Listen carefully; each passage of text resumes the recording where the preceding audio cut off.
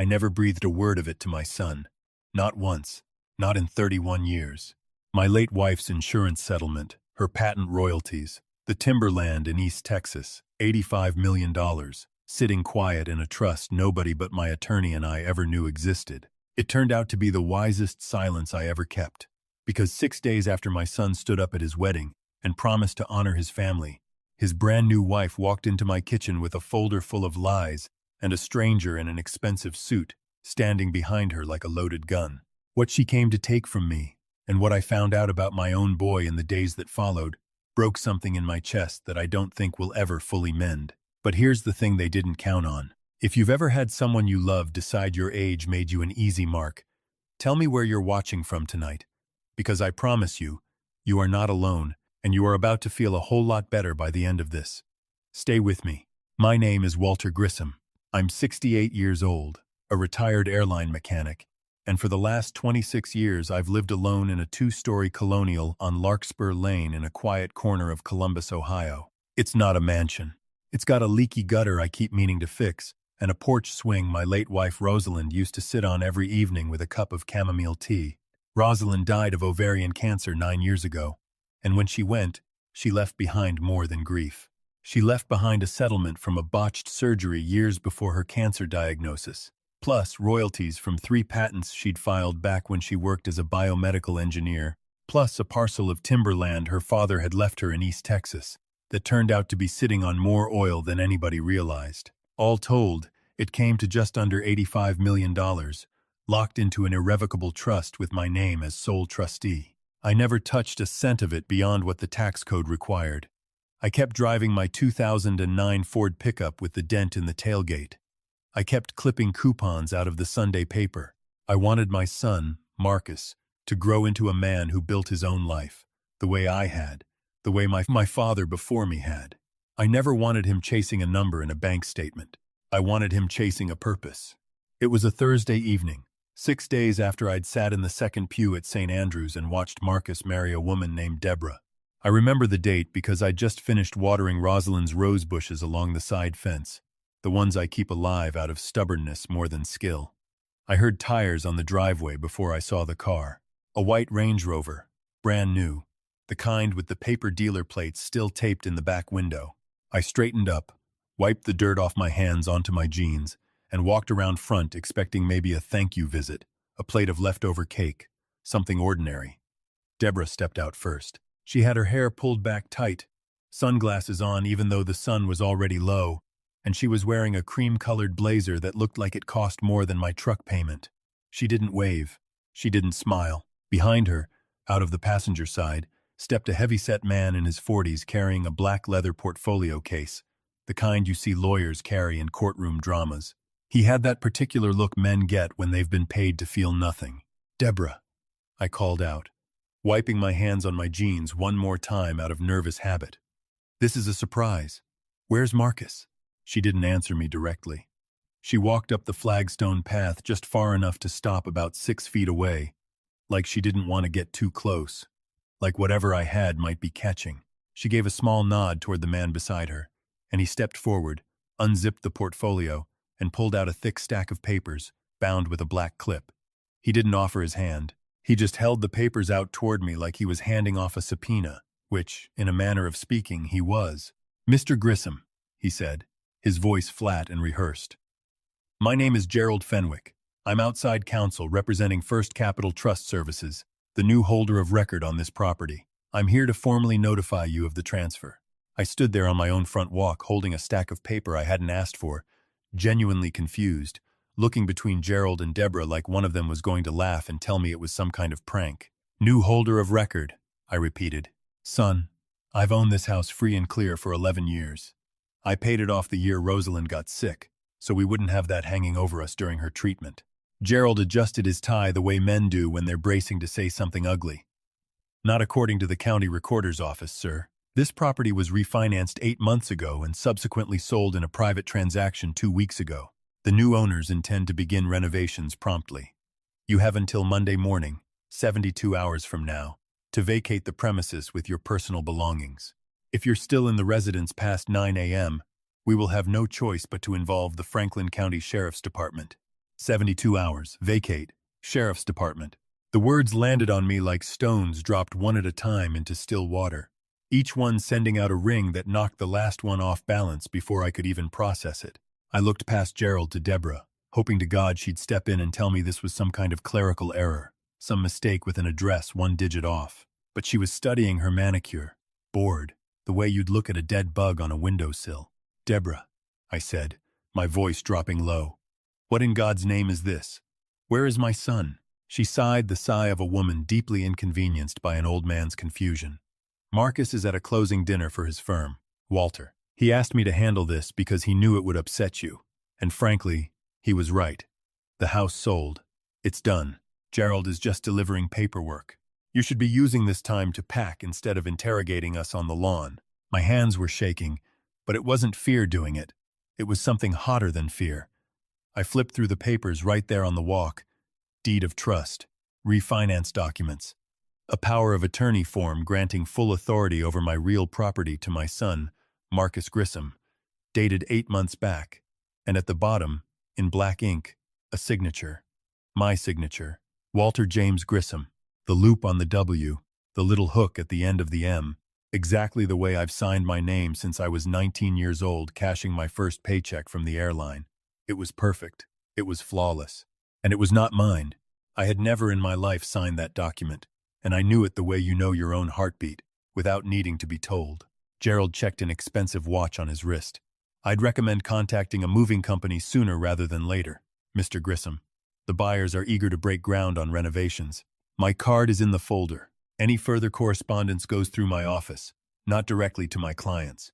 Deborah turned without another word, her heels clicking sharp against the flagstone, and got back into the Range Rover. Gerald followed. The engine started with a low, expensive hum, and they backed out of my driveway and disappeared down Larkspur Lane, leaving me standing there holding a folder of lies with my name forged at the bottom of every page. I stood on that porch for a long time after the taillights disappeared. The evening was cooling off, crickets starting up in the hedges, and I felt cold straight through, despite the warm air, the kind of cold that comes from inside rather than outside. My own son, my own flesh and blood, married 6 days, had already sat down with a lawyer and a stack of forged paperwork and decided his father was worth more evicted than loved. They thought I was a soft, forgetful old man who'd fold at the first sign of a lawyer's letterhead. They had absolutely no idea what they'd just woken up. I folded the papers, tucked them under my arm, and walked back inside my house.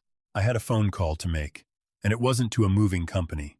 I sat at Rosalind's old writing desk in the study, the forged documents spread out under the lamp, and I dialed a number I hadn't used in almost a decade. Priscilla Odom had handled Rosalind's estate planning back when the trust was first established, and she'd retired from her firm 2 years ago, but still kept her license active for exactly this kind of situation. She picked up on the third ring, and when I told her what had happened, there was a long silence on the other end before she said 4 words that steadied me more than anything else could have. "Walter, don't call him. Don't provoke him yet," she said. "Don't confront him. Don't tip your hand. Don't let him know you've seen through it. People who fake documents get sloppy when they think they're winning. Let him keep thinking he's winning. Give me 48 hours to pull the county records and find out exactly how deep this goes, and in the meantime, act exactly like a confused, frightened old man who doesn't understand what's happening to him." I told her I could do that. God help me, I could do that. Because some part of me had been playing a version of that role with my own son for longer than I wanted to admit, smoothing over his excuses, making myself smaller so he'd feel bigger. It wasn't hard to keep doing it. It was just the first time I was doing it on purpose. The phone rang 2 hours later. "Marcus." I let it ring twice before I picked up, forcing my breathing to go shallow and unsteady before I even said hello. "Dad," he said, and his voice had exactly the right amount of practiced concern in it, the voice of a man who'd rehearsed this call in a mirror. "Deborah told me what happened. I'm so sorry you found out that way. I wanted to be there." "Marcus," I whispered, letting my voice crack the way a man's voice cracks when the floor has genuinely gone out from under him.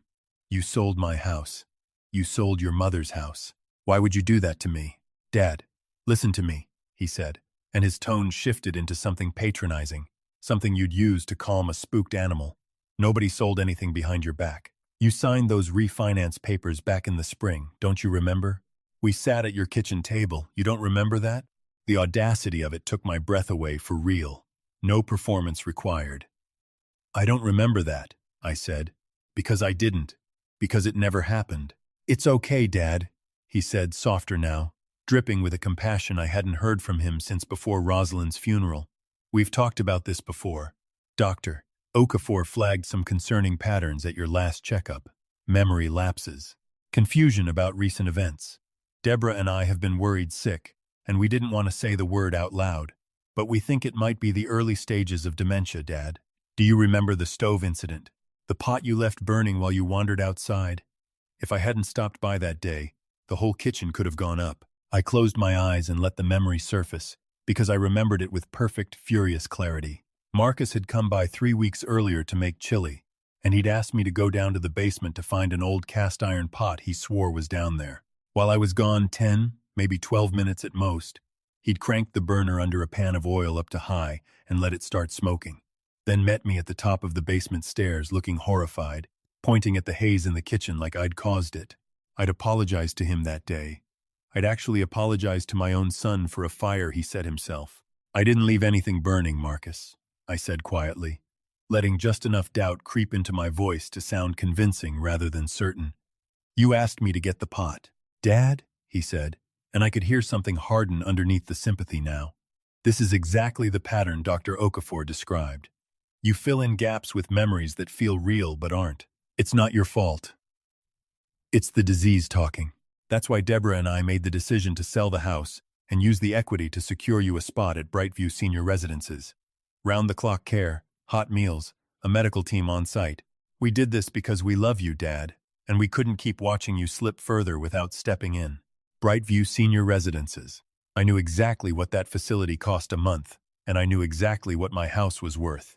And the math between those two numbers left an awful lot of room for somebody to walk away considerably richer than they started. If they'd truly done this out of love, they would have sat across the table from me and talked it through like adults, not sent a stranger with a stopwatch and a threat of the sheriff. Marcus, please, I said, and here I let real emotion bleed into my voice because it wasn't hard to find. You can't do this to me. This is the house I built a life in with your mother. Her roses are still out by the fence. Her handwriting is still on the recipe cards in the kitchen. You can't just pack me into a box like old furniture. There was a pause on the line, and for one terrible second I let myself hope the mention of his mother would crack something open in him. Instead, his voice went flat and cold in a way I'd never heard from him before. Mom's gone, Dad, he said, and if she could see how confused you've gotten, she'd want you safe more than she'd want you sentimental. You're not in a position to make these decisions anymore. I need you to accept that. Hearing him use his dead mother as a weapon to justify robbing me was the last piece of proof I needed that whatever boy I'd raised had been replaced, at some point, by a stranger wearing his face. The movers come Monday at 8 sharp, he continued. All business now. Pack your clothes, your personal items, nothing large. The furniture stays with the sale. Deborah will drive you to Brightview herself. Please don't make this harder than it already is, Dad. We're doing this because we love you. I told him okay. I told him I understood. I let my voice shake and break exactly the way a broken man's voice would. And when I hung up the phone, my hand was steady as a surgeon's, because the shaking had all been for him. The next 2 days moved slower than any 2 days of my life. And faster, too, in the strange way that fear and purpose can occupy the same stretch of time. Priscilla called back the following afternoon with news that made my stomach turn over. The notary stamp on the forged power of attorney belonged to a woman named Sheila Voss, who ran a small notary office 2 blocks from Marcus's investment firm, and who, it turned out, had notarized 11 other suspicious property transfers in the past 3 years, all involving elderly homeowners, all funneled through the same small circle of predatory buyers. Marcus and Deborah weren't the architects of this scheme. They were customers of it. Somewhere out there, a network had been quietly harvesting houses from confused, trusting old people for years, and my son had walked right up and bought a seat at their table using his own father as the mark. That night, I went down to the basement and dug 2 small digital recorders out of an old tackle box, devices I'd bought years ago for logging maintenance notes on aircraft engines back before everything went digital. Tiny, sensitive, capable of running for days on one charge. I slipped them into my jacket pocket, and I called Deborah under the pretense of asking whether I could drop off a box of Rosalind's old photo albums before I left for Brightview, since the facility only allowed 2 suitcases, and I couldn't bear to throw them away. She sighed, annoyed, but agreed, telling me to make it quick because she and Marcus had a call with Gerald in an hour. I drove across town to the modern glass high-rise where they'd rented a penthouse using, I now understood, money they didn't actually have yet. I signed in with the doorman, rode the elevator up, and knocked. Deborah answered in a silk robe, looking at me the way you'd look at a stray dog that had wandered into your kitchen. Marcus was on the couch behind her, laptop open, a glass of scotch sweating a ring onto the coffee table. I set the box of photo albums down and thanked them both, laying the gratitude on thick, telling them how relieved I was that they were taking such good care of me, how blessed I felt to have a son who loved me enough to make hard decisions on my behalf. And they ate it up.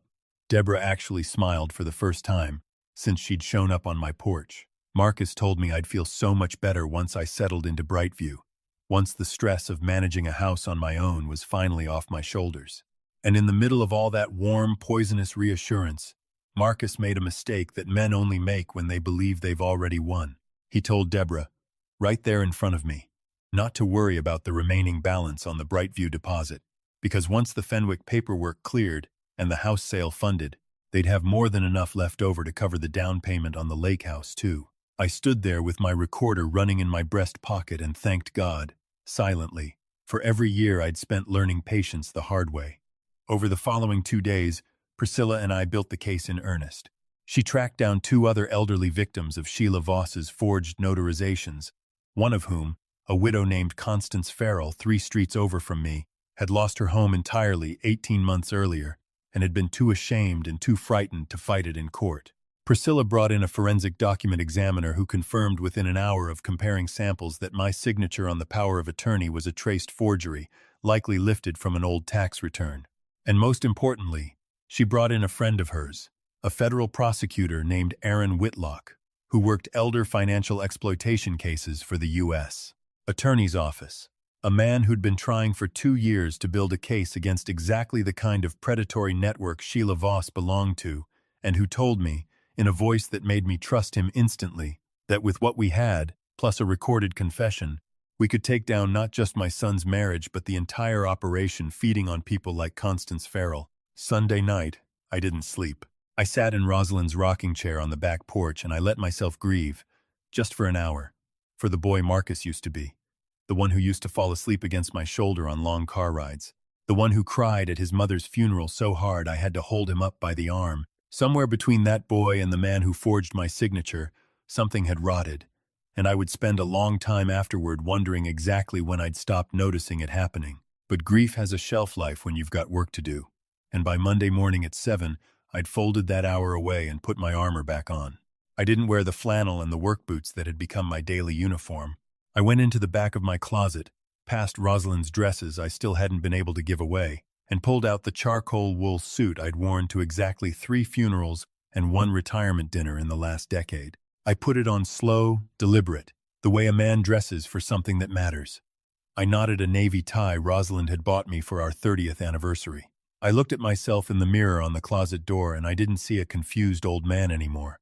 I saw Walter Grissom, sole trustee of an $85 million estate, about to remind 2 people exactly who they were dealing with.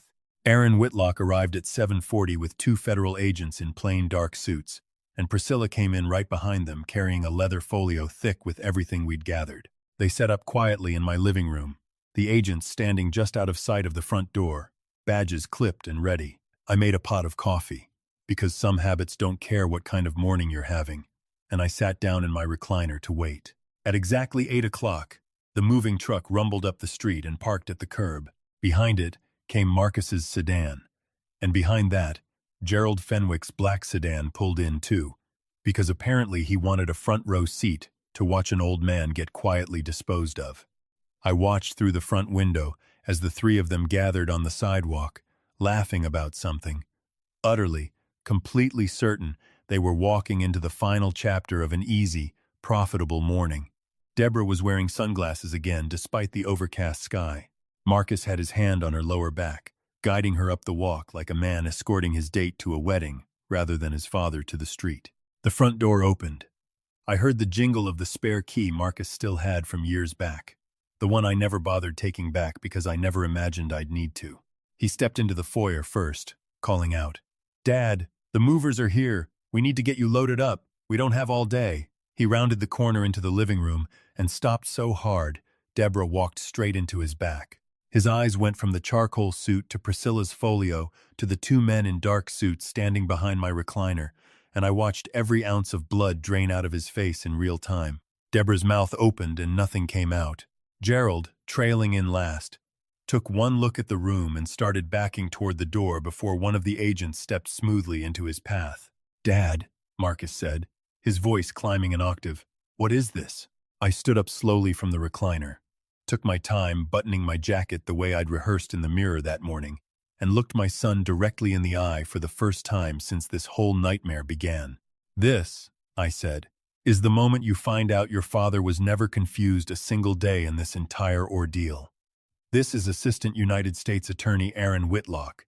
These two gentlemen are federal agents, and this folder contains a forged power of attorney, a corrupt notary's stamp used on at least 11 fraudulent property transfers targeting elderly homeowners across this county, and 96 hours of recorded audio, including a conversation in your own living room 3 nights ago where you discussed using the proceeds of my stolen house to put a down payment on a lake property." Deborah made a small, strangled sound and grabbed for Marcus's arm.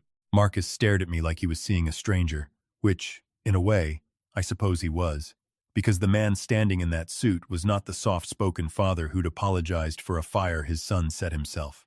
"Dad, please," Marcus started, his voice cracking for real this time. "No performance in it at all. We can fix this. We can undo the paperwork. You didn't make a mistake, Marcus," I said, and my voice didn't shake at all. "You made a calculated financial decision to erase your own father, and now you're going to answer for it exactly the way anyone else who did this to a stranger would answer for it." I gave Aaron a small nod, and the two agents moved forward without a wasted motion. One took Marcus by the arm, turning him gently but firmly, the cuffs clicking shut with a sound that seemed to echo through the whole house. The other secured Deborah, who had finally found her voice, and was using it to scream something about lawyers and rights, none of which changed the outcome one bit. Gerald, caught trying to slip out the front door, was intercepted by a third agent who'd been posted quietly on the porch the entire time. I didn't stay to watch them read the rights out loud. I picked my coffee mug up off the side table, took one last sip, and walked past the wreckage of my former family toward the door. Priscilla fell into step beside me, and outside, the movers were leaning against their truck, cigarettes half lit, utterly bewildered by the sudden appearance of federal vehicles on a quiet residential street. I didn't spare them a glance. I got into Priscilla's car, and as we pulled away from the curb, I looked back one final time at the house where I'd raised my son and buried my grief and rebuilt myself into someone who could survive this morning. It didn't feel like losing anything. It felt like finally setting something down I'd been carrying too long. Constance Farrell got her house back 4 months later, along with a settlement that let her stay in it for the rest of her life. Sheila Voss lost her notary license and is currently awaiting trial alongside 8 other defendants in the largest elder exploitation case Franklin County has seen in a decade. Marcus took a plea deal that kept him out of the worst of it, but not out of all of it. And Deborah, last I heard, is somewhere in Arizona, working a job that pays considerably less than the lifestyle she thought she'd married into. I haven't spoken to my son since the morning the agents led him out of my living room. I imagine someday I might. Grief doesn't run on anyone's schedule, and neither does forgiveness, if it ever comes at all. Family is supposed to be the one place you never have to guard yourself. But I've learned, the hard way, at 68 years old, that blood is not the same thing as loyalty, and love without respect is just a longer, crueler kind of theft. My son thought my gray hair meant my guard was down. He mistook my patience for weakness, and my quiet life for an empty one. The hardest lesson an old man can learn is that you cannot save a person who's already decided to destroy you, and sometimes the kindest thing you can do for yourself is stop trying and let them face what they built. If any part of my story found its way into your own life, hit that like button and subscribe, and tell me down in the comments, has someone you trusted ever looked at you and seen a mark instead of a father? I read every single comment. Thank you for sitting with me tonight, and stay strong out there.